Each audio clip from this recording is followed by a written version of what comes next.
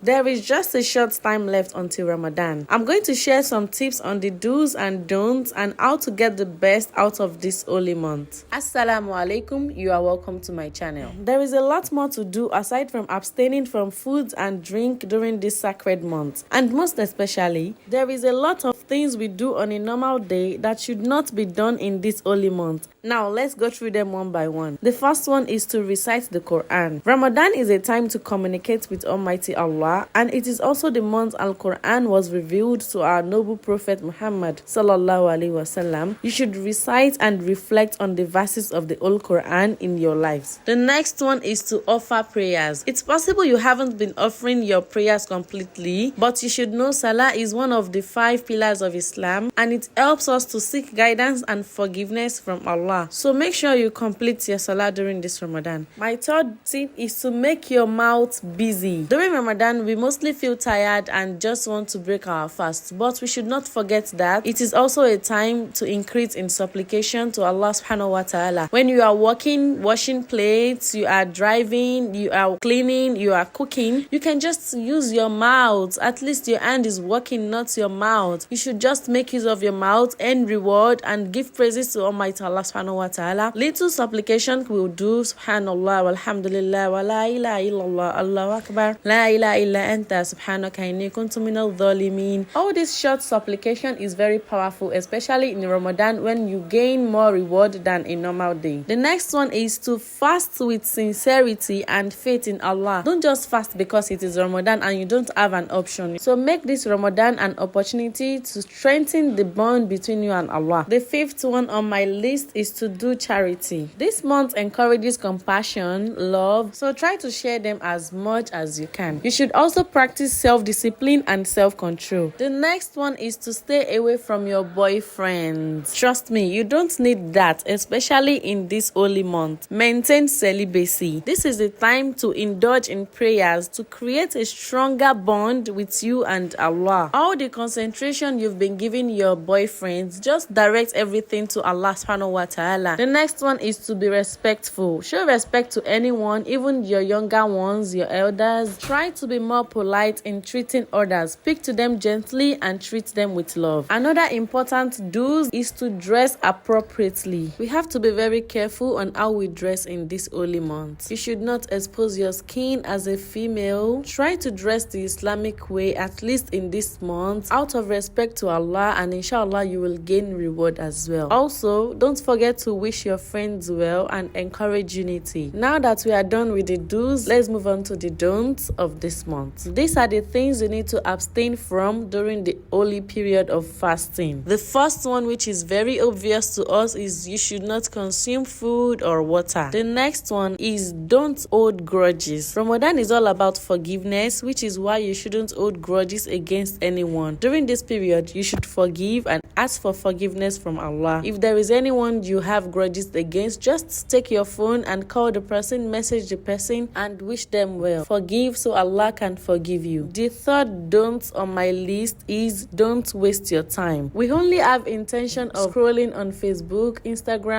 just to see what's going on, and before we know it, we've spent 3 hours on social media. How come? So utilize your time doing something meaningful and rewarding rather than wasting it watching Netflix or meaningless videos, Instagram, Facebook, even WhatsApp. It's better you don't waste your time, because just 1 minute in Ramadan is rewardable if you use it right. The next one on my list is don't argue, fight, or swear. We have to be very cautious in this holy month. So try your best not to argue, fight, or swear at anyone. Even on social media, your comment counts. So try to speak and act with love, because it's Ramadan. My next don't is to protect your eyes. These days, we see naked pictures on social media, naked people in videos, especially with the opposite sex. So as you abstain from food and drink, don't forget to protect your eyes. The next one is don't forget you are fasting. I know as human beings, we are forgetful, but always put it at the back of your mind that you are fasting, just to avoid a situation whereby you finish eating before remembering you are fasting. Even that way, your fast is still valid because you did not know. Don't just forget you are fasting. Another thing you should not do during Ramadan is don't have any intimacy. Stay away from your partner. Either you are married or not, do not have intimacy during Ramadan. Any form of intimacy should be before suhoor and after iftar. Do not forget, that is if you are married. The last don't on my list is don't gossip. Gossip is ghiba in Islam, which means backbiting. And this is when you mention the fault of your Muslim brother or sister in his or her absence. And if the person should hear about it, the person would not like it. So don't gossip and don't tell lies. Do not badmouth other people and discuss their lives and their problems. Even the Prophet, may the peace of Allah be upon him, said, whoever does not give up false speech and acting upon it, Allah has no need of him giving up his food and drink. Now, let's talk about what happens if you do the don'ts. First of all, if you do the do's, it